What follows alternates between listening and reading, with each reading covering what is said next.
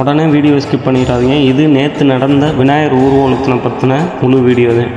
விநாயகர் ஊர்வலம்னா என்னென்னு எனக்கு தெரிஞ்சதை சொல்கிறேன். விநாயகர் சதுர்த்தி அன்னைக்கு விநாயகர் வந்து நம்ம பூமிக்கு வருவார். அவரை வச்சு நம்ம 3 நாள் சாமி கும்பிட்டுட்டு ஊரை சுற்றி ஊர்வலமாக கூட்டிகிட்டு வந்து நல்லா சீரும் சிறப்புமாக கொண்டாடி தண்ணியில் கரைக்கிறது தான் விநாயகர் ஊர்வலம், விநாயகர் சதுர்த்தி. ஏன் அவரை கரைக்கிறோம்னா எதுவுமே வாழ்க்கையில் நிரந்தரம் இல்லை. ஒரு வழியாக நம்ம வாணியங்குடியிலேருந்து கிளம்பி சிவன் கோயிலுக்கு வந்தாச்சு. வந்து பார்த்தோம்னா வரிசையாக வண்டியாக வெறும் மினிட்டு ஒரு ஃபுல்லாக பிள்ளையாராக வந்திருந்தார்.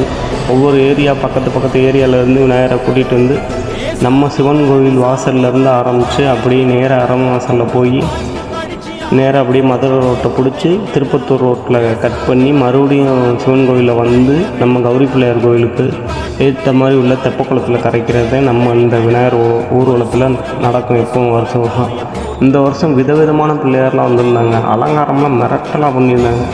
பூ மாலைன்னு வெடி குதிரை.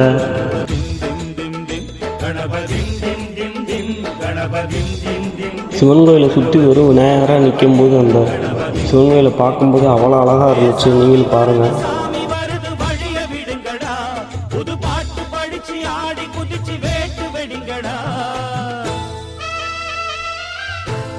அது மட்டும் இல்லாமல் நம்ம வீட்டில் வச்சு வழிபட்ட விநாயகரையும் எடுத்துகிட்டு வந்து இந்த நம்ம தெப்பக்குளத்துலேயே நல்லா ஒரு சின்ன ஒரு பூஜையை போட்டுட்டு அவரையும் நல்லபடியாக ஆற்றுல கரைச்சாச்சு. தெப்பக்குளத்தில் கரைச்சிட்டோம்.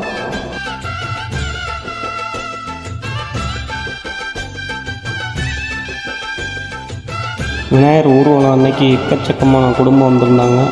எல்லா பேரும் அவங்க வீட்டில் வச்சு வழிபட்ட விநாயகரை தெப்பக்குளத்தில் கரைச்சி ஊர்வலத்தில் கலந்துக்கிட்டவங்களுக்கு சர்பத்து அன்னதானம் நிறையா நடந்துச்சு.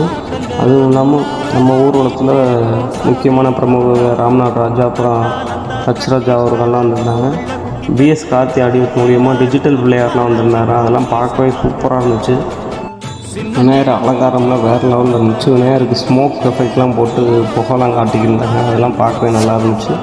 கூட்டத்தில் நம்ம நண்பர் ஒருத்தர் செதற்காய் உடைச்சதை எடுத்துக்கிட்டார். அதுக்கு ஏன் எவ்வளோ வெக்கப்படுறாருன்னு தெரில. செதற்காய் உடைச்சா எங்கே வேணாலும் எடுத்து நம்மளாம் தின்ற குரூப்பு தான். இதில் ஏன் ஒரு மூஞ்சி திருக்கிறாருன்னு தெரில. ஒவ்வொரு விநாயகரும் அற்புதமாக இருந்தாங்க. நம்ம ஊர்வலத்தில் வந்த பிள்ளையாருக்கு மாலை அலங்காரம் வந்து நம்ம சிவன் கோவில் வாசல்லே ஒரு பூக்கடை இருக்கும். அவர் தான் பண்ணார். அவர் வேறு யாரும் இல்லை, எங்கள் சித்தப்பா தான் பூக்கடை வச்சுருக்காரு. இங்கே பூ சம்மந்தமாக என்ன வாங்கணுமோ வைக்கணுமோ இல்லை விவரம் தெரியுமோ அவரை போய் கான்டாக்ட் பண்ணலாம். எப்போவுமே கடையில் இருப்பார்.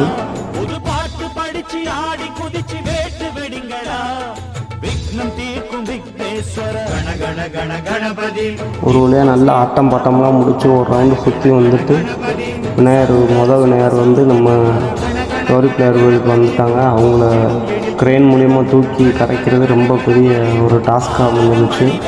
மழைலாம் சரியான மழை பெஞ்சிச்சு. விநாயகர் ஊர்வலத்துப்போ மழை கரெக்டாக நின்றோன்னே கரெக்டாக விநாயகர் இங்கே வந்துட்டாங்க.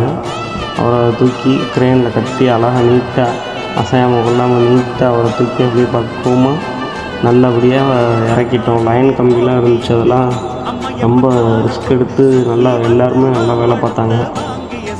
போலீஸ்காரவங்க எல்லாம் இபி ஆஃபீஸ் எல்லாருமே நல்லா சீரும் சிறப்புமாக வேலை பார்த்துருந்தாங்க. எல்லாருமே கஷ்டப்பட்டாங்க.